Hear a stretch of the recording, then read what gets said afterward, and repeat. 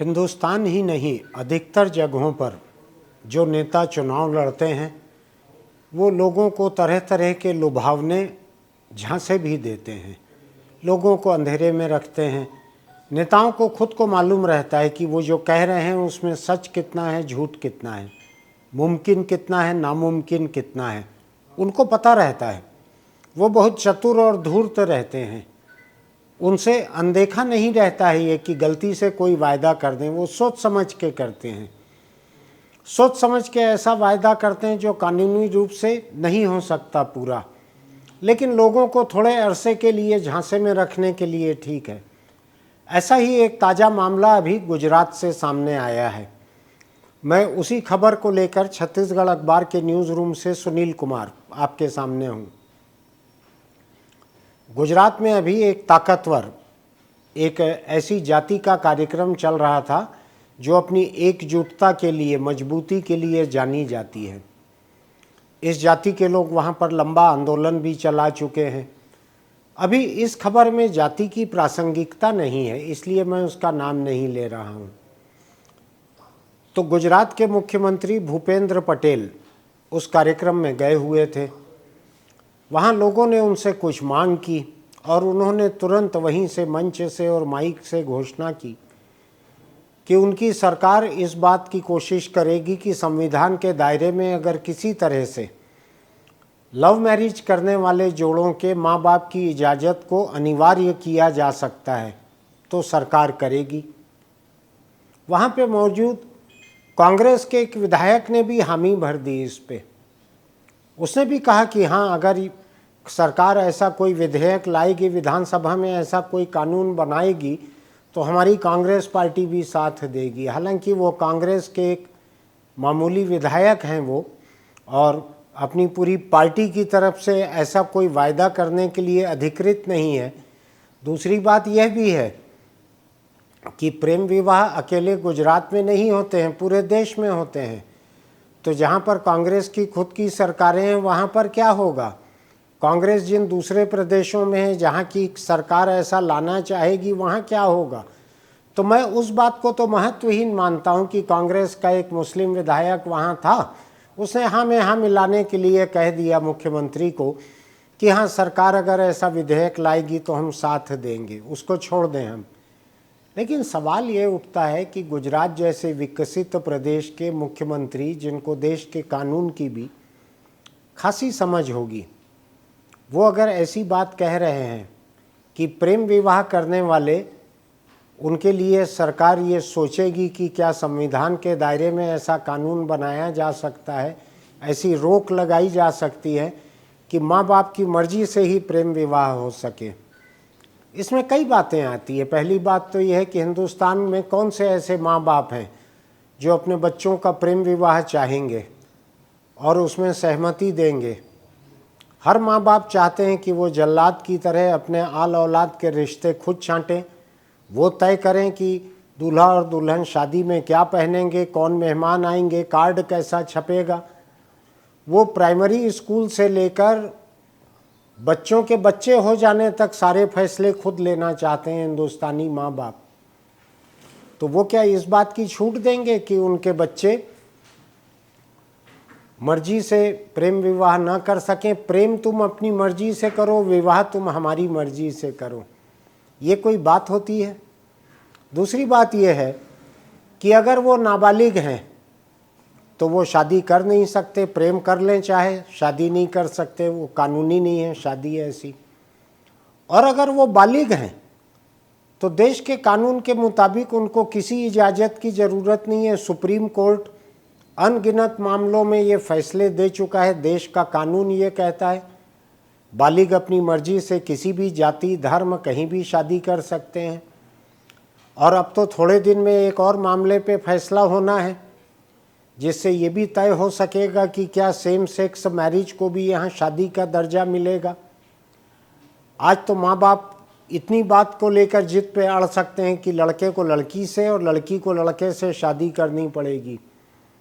अगर इससे परे कोई शादी होगी तो माँ बाप ही कोर्ट में जाके रुकवा सकते हैं उसको, उसके खिलाफ जा सकते हैं। थोड़े दिन में शायद माँ बाप के हाथ से उतना भी हक निकल जाएगा। तो इस बात को अच्छी तरह से समझने की ज़रूरत है कि देश का संविधान और सुप्रीम कोर्ट के अनगिनत फैसले ये कई बार इस बात को तय कर चुके हैं। ये अच्छी तरह से स्थापित बात है ये कि प्रेम विवाह अगर दो बालिग लोग कर रहे हैं, चाहे वो किसी धर्म के हों, उनको कोई नहीं रोक सकते। अभी हुआ है ये इस देश के एक प्रदेश में, गुजरात के ठीक बगल में, शायद राजस्थान की ही घटना है कि लड़की ने किसी से प्रेम विवाह कर लिया, एक ही धर्म का था शायद, प्रेम विवाह कर लिया। उसका विरोध करते हुए माँ बाप उसको मनाते रहे, नहीं मानी लड़की तो माँ बाप ने जाकर रेल पटरी पर आत्महत्या कर ली। भाई घर छोड़ के चले गया जो नहीं लौटा है। तो ये दोनों तरफ से ये आत्मघाती हिंसा होती है। ये लड़के लड़कियां जिनको माँ बाप शादी नहीं करने देते, बालिग लड़के लड़कियां जो प्रेम विवाह करना चाहते हैं, वो रोज़ कहीं ना कहीं आत्महत्या करते हैं। मैं तो अपने आसपास देखता हूँ, मेरे आसपास हर हफ्ते एक दो ऐसे जोड़े आत्महत्या करते दिखते हैं कि शादी करना चाहते थे, बालिग थे, माँ बाप ने नहीं करने दी तो आत्महत्या कर लिए एक साथ। तो आखिर ये देश चाहता क्या है? जब मुख्यमंत्री के कुर्सी पे बैठे हुए संविधान की शपथ लेकर चलने वाले व्यक्ति जब इस तरह से उकसा रहे हैं, माँ बाप को भड़का रहे हैं कि हम देखते हैं कानून बनाएंगे कि तुम्हारी आल औलाद तुम्हारी मर्जी के बिना लव मैरिज न कर सके, ये कोई बात होती है? एक मुख्यमंत्री को कानूनी सलाह 24 घंटे उपलब्ध रहती है, क्यों इतनी हड़बड़ी में ये घोषणा करना? इसका मतलब यह है कि आपने माँ बाप के मन में एक उम्मीद जगा दी है कि आल औलाद अपनी मर्जी से प्रेम चाहे कर ले, हमको बताए बिना। शादी तो हमारे मर्जी के बिना नहीं होगी। ये गुजरात के मुख्यमंत्री ने जो घोषणा की है, मैं पल भर के लिए मान लेता हूँ कि सुप्रीम कोर्ट संविधान के खिलाफ जाके भी गुजरात ऐसा कानून बना सकता है। तो नतीजा क्या होगा? अगर वहाँ पे हजारों जोड़े साल भर में आत्महत्या करने लगेंगे कि माँ बाप शादी नहीं करने दे रहे हैं, और जहाँ पर माँ बाप शादी करवाना चाहेंगे वहाँ करना नहीं चाहते हम, क्या होगा उसमें? और कितनी आत्महत्याएं होगी? ये नेता माँ बाप को इतना भड़का रहे हैं कि आल औलाद की शादी न होने दें वो, और आल औलाद को बचाने के लिए तो कोई है नहीं, वो आत्महत्या करते रहें। तो इस देश को थोड़ा सा समझने की ज़रूरत है कि एक लुभावनी राजनीति करने के लिए किस किस्म से भड़काया और उकसाया जाए लोगों को, इसी में डूबा हुआ है देश। धर्म के नाम पर, जाति के नाम पर, क्षेत्र के नाम पर, खान पान के नाम पर, पहरावे के नाम पर, हर चीज़ में तो भड़काया जा रहा है लोगों को। अब इसमें भड़काया जा रहा है माँ बाप को, उनकी खुद की आल औलाद के खिलाफ भड़काया जा रहा है कि हाँ ठीक है, हम कोशिश करते हैं, पता लगाते हैं कैसे हम रोक लगा सकते हैं कि तुम्हारी मर्जी के बिना तुम्हारी आल औलाद प्रेम विवाह न कर सके। ये वही सरकार है गुजरात की, ये वही भाजपा की सरकार है जो अभी 2 साल पहले 2021 में इसने कानून बना दिया, गुजरात धार्मिक स्वतंत्रता संशोधन अधिनियम 2021 ऐसा नाम है उसका। उसमें लिखा हुआ था कि दूसरे धर्म से शादी करने पर किस किस तरह के प्रतिबंध रहेंगे। शादी के लिए अगर कोई धर्मांतरण होगा तो उस पर 10 साल की कैद होगी। इस तरह की कई बातें लिखी हुई थी। लोग गए, गुजरात हाई कोर्ट गए उसके खिलाफ।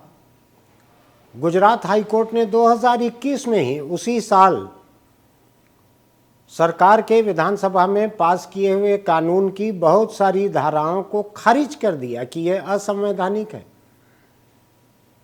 संविधान के खिलाफ कानून बनाया था इन्होंने, उसको खारिज कर दिया गुजरात हाई कोर्ट ने। अब उसके खिलाफ Gujarat high court supreme court गया हुआ है।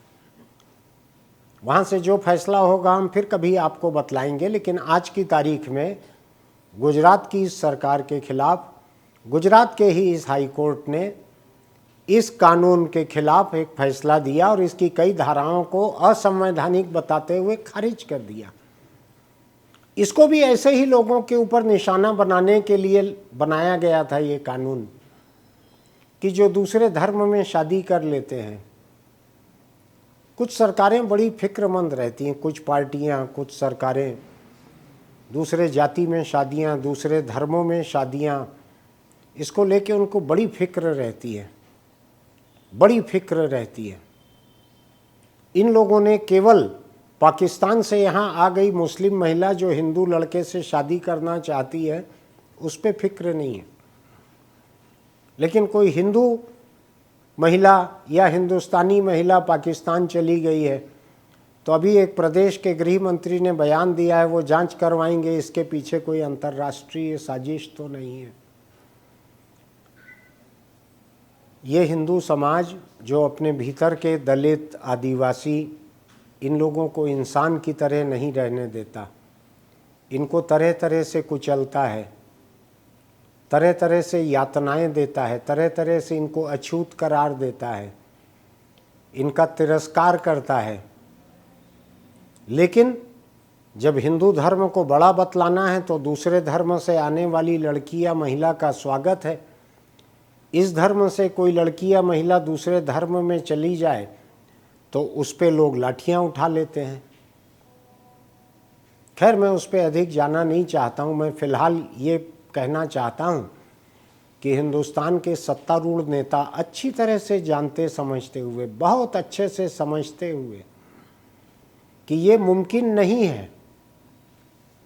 अगर नाबालिग हैं तो उनकी शादी करवाने वाले माँ बाप जेल जाएंगे, अगर बालिग हैं तो उनकी शादी को रोकने वाले माँ बाप जेल जाएंगे। इस बड़े साफ साफ कानून के बीच में मुख्यमंत्री का क्या काम है?